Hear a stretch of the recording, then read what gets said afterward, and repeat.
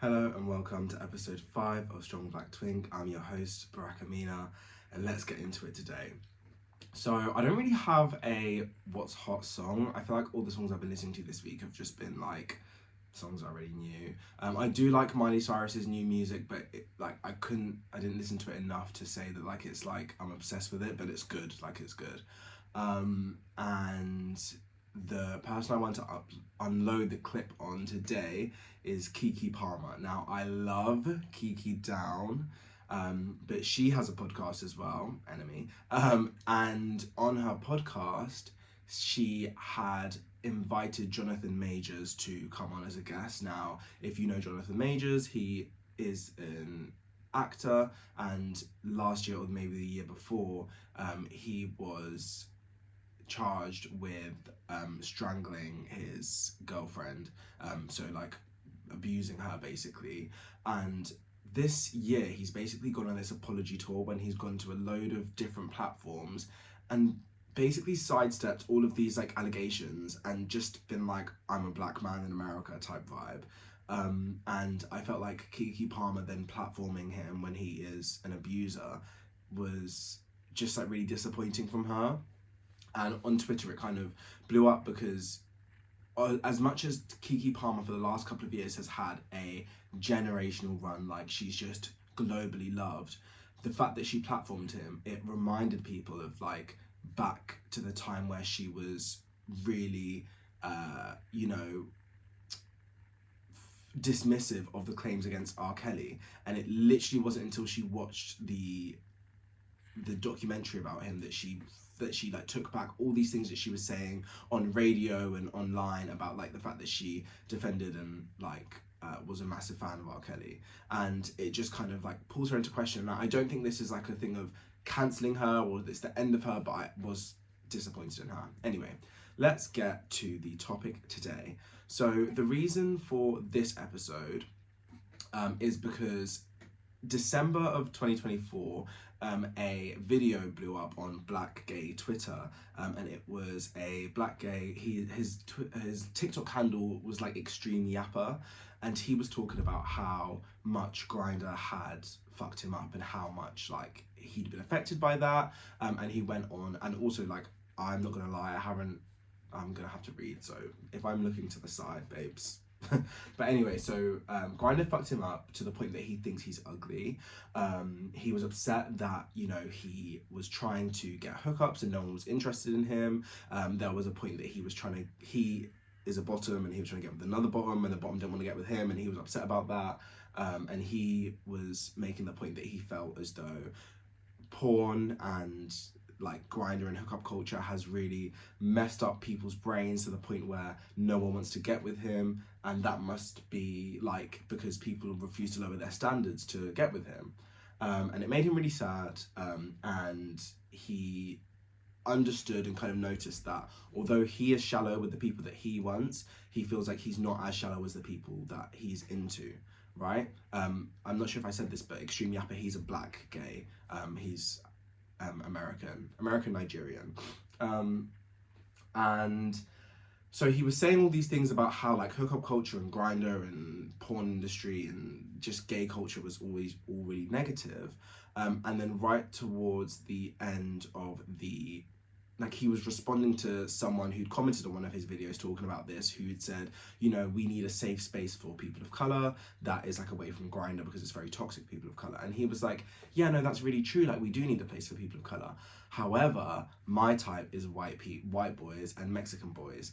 And it's like all of the points that he made at first, which I didn't necessarily disagree with even. I think that there's a lot you can criticize about Grindr, about hookup culture, about gay culture. But all of those points, I don't want to say they were irrelevant, but they were then painted with a certain brush of like, okay, well, it's not just about gay culture, it's also about like race. Like now this is kind of a separate issue, or like an issue that's a bit more nuanced than just, oh, what's wrong with Grindr, what's wrong with gay culture. Yeah, so his type is Mexican people and white people. And he goes on to say that like something along the lines of, oh, I feel like the reason my type isn't black people, I'm not attracted to black people, is because I have enough black in me and I want to spread the black. I want to spread the melanin. He said something like spread the niggatry. I was like, girl.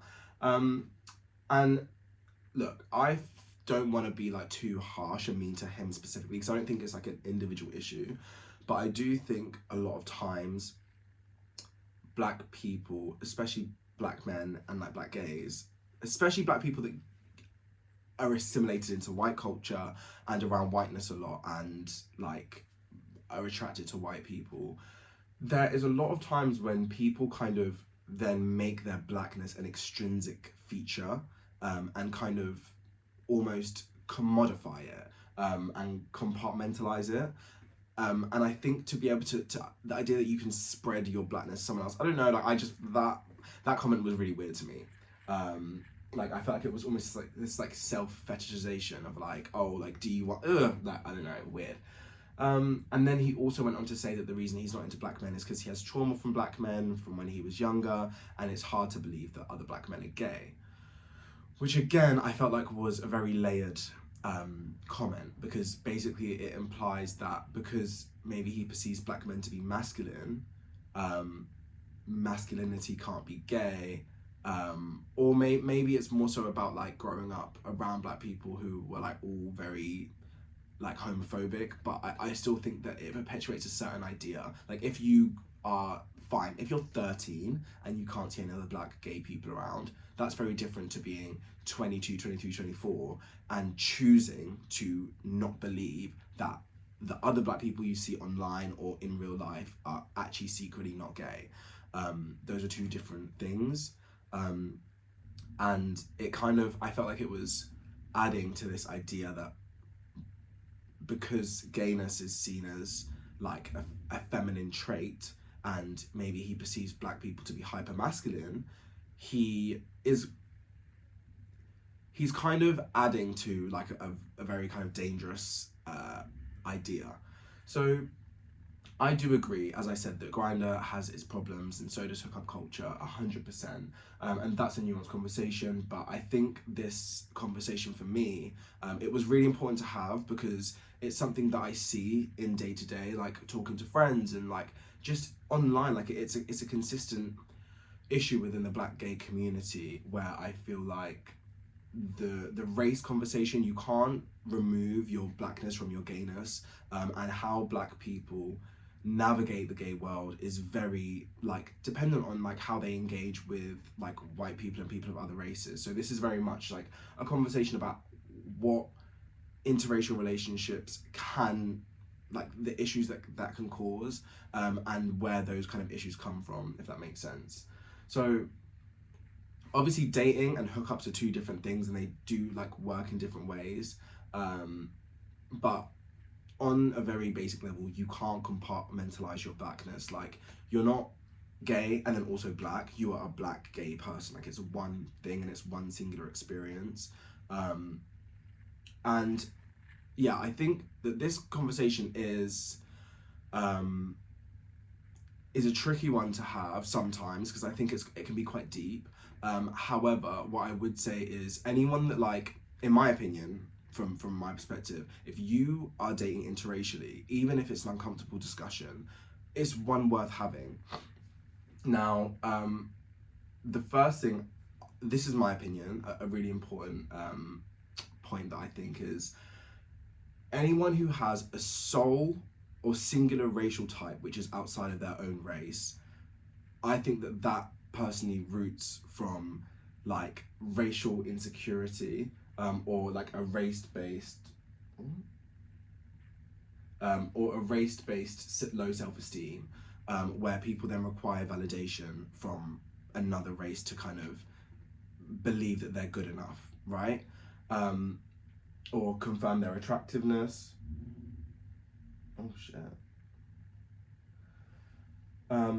So as much as, yeah, that can apply to white people and black people and Asian people, and for the purpose of this conversation, I'm gonna keep it to white and black, only because it can be applied. Like obviously a white person dating an Asian person dating a black person, like all of these different dynamics can be applied in like a sliding scale, if that makes sense. So just gonna make it very simple, white and black. I don't think that race-based low self-esteem can be like is on a level playing field. So, for example, for white people, it more so stems from this idea that white supremacy is based off of, which is white fragility.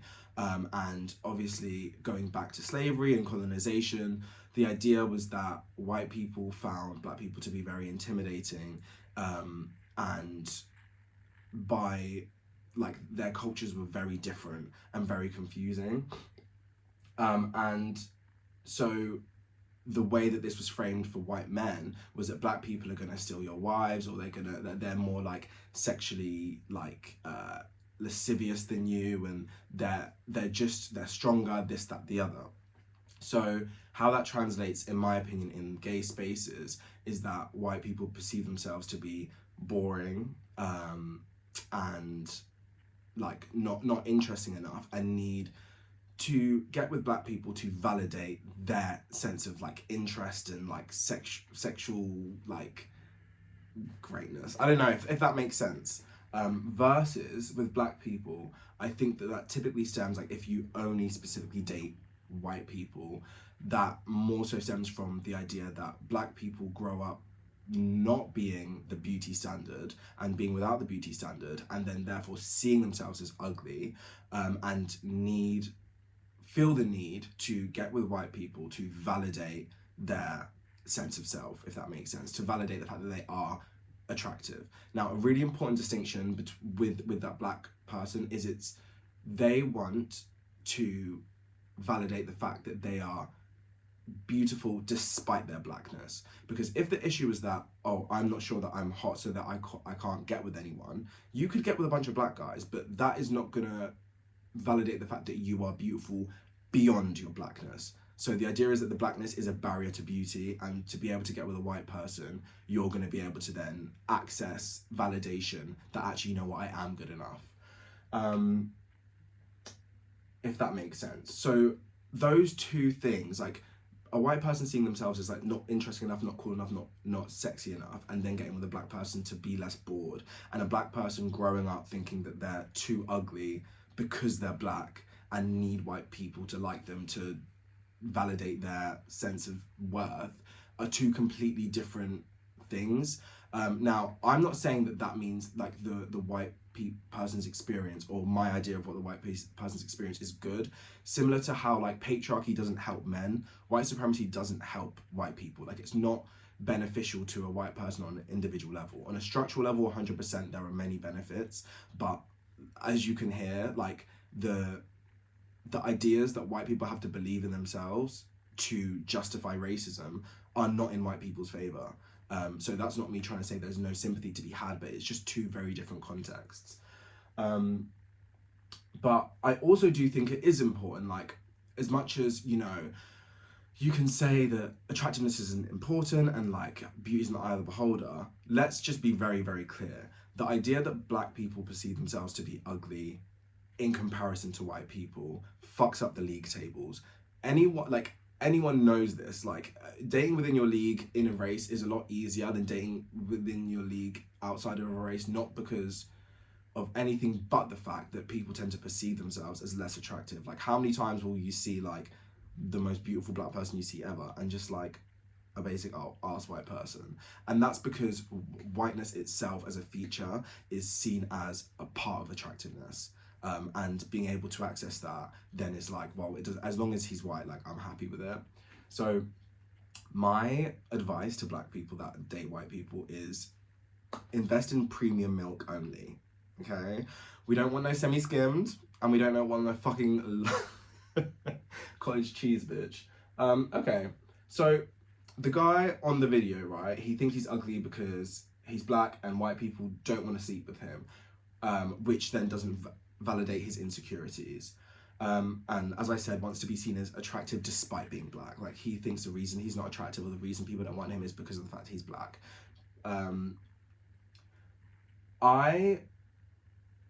I think that the conversation about hookup culture and the need for validation is a separate one, but I don't think that wanting validation is necessarily a bad thing, because most connections in life grant you some type of validation. Your friendships validate you, your family connections validate you, your long-term relationships, marriages validate you, having kids validates you. So hookups will also validate you, but the reasons they validate you should be like, for example, hookup should be validating your want to be cared for, to have a connection, to feel affection, not to believe that despite being white or being black, you are good enough to exist. Like, that's not a healthy validation to feed through hookups. That's something that needs to be internally like processed and deconstructed.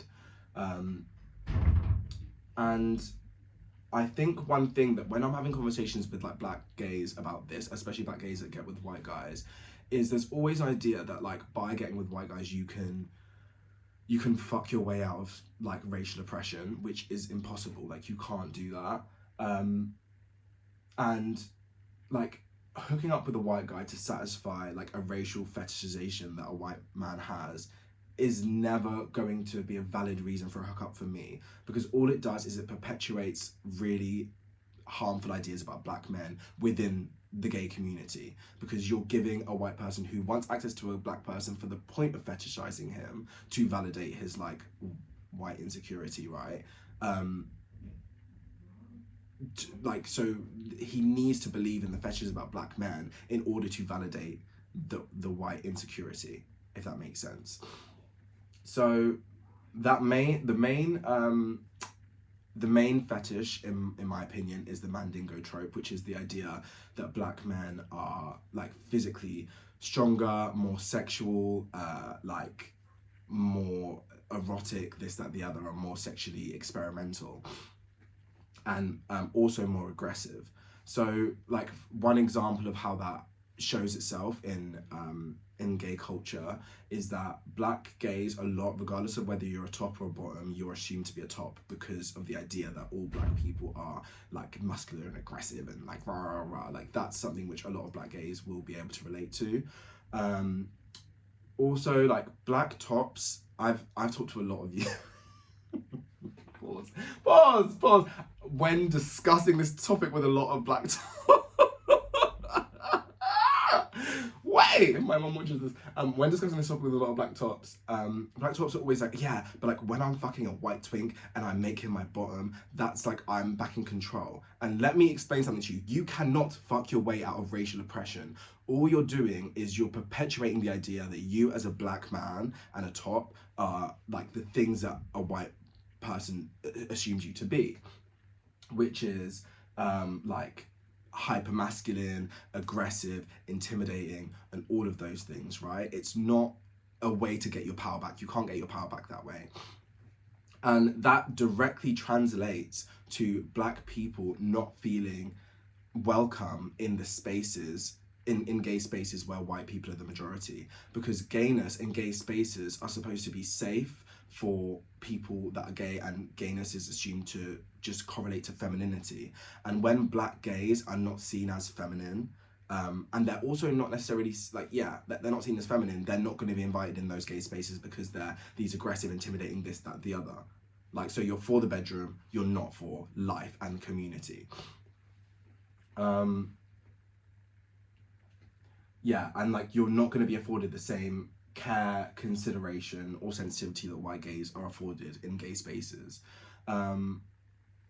Because you'll be ostracized for the same qualities that you feel like you presenting to a white person in order to like attract him is going to be valued, and it's not valued beyond sex.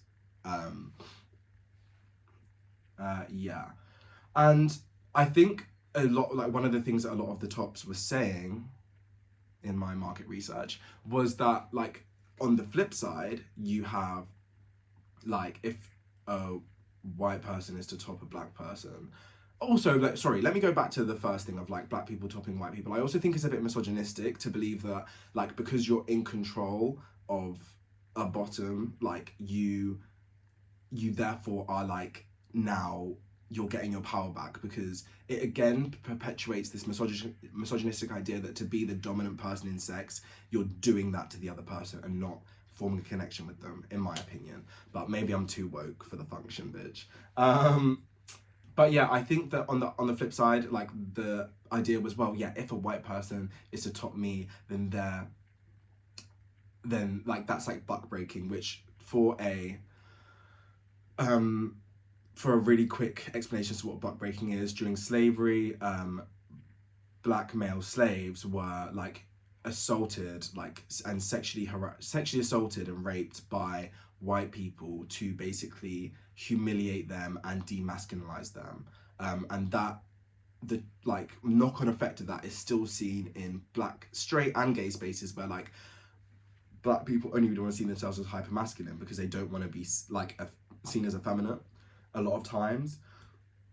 And I personally don't think that that necessarily translates specifically to a white person topping a black person, but I do think it translates to race play, because anytime when you're fetishized, when someone is like including race play in sex, and even things, comments like BBC, which to me is one of the most disgusting, like that, if I ever hear that, you're blocked, like it's done, it's over.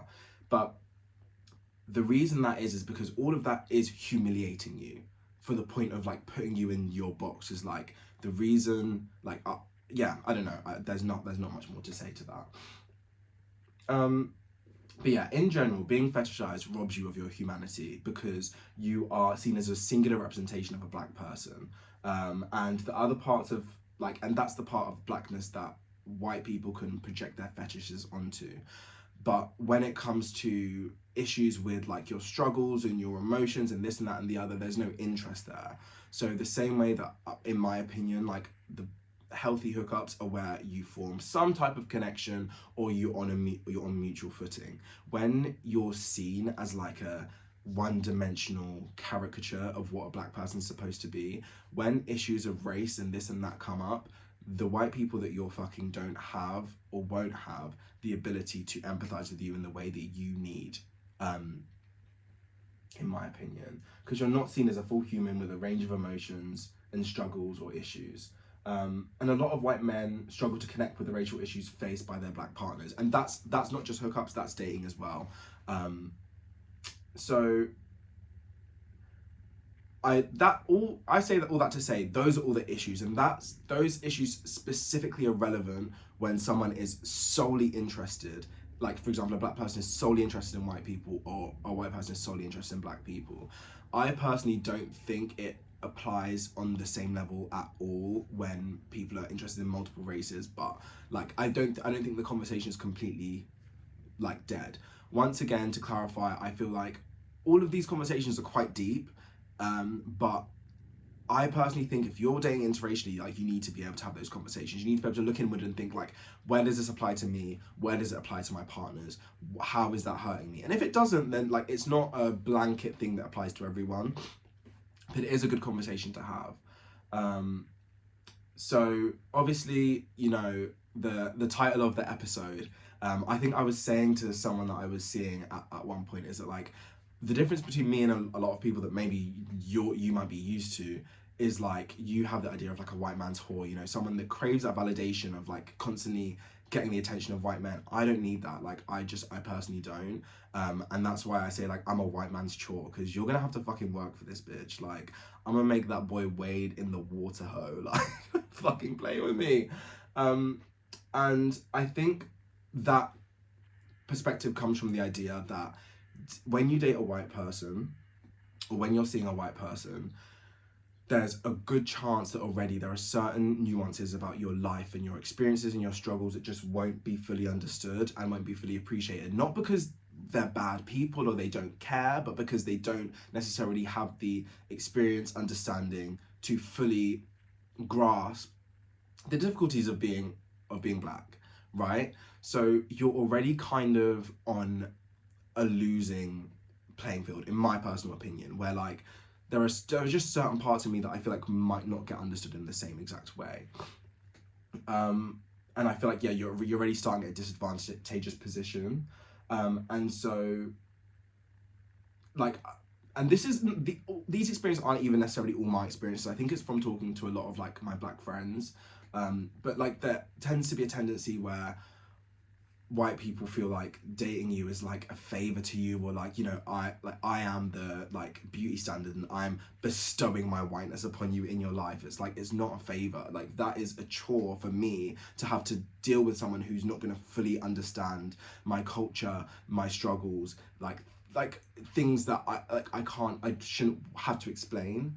And I think again, as I said, I don't think that the point is don't date white people, because there are many great, well, like, I think most of my dating experiences with white people have been good on my personal level, because of the way that, like, I've always backed myself. I think it's really important to have self-confidence. When you have validation from within, you just won't allow behavior that you don't agree with to be in your life.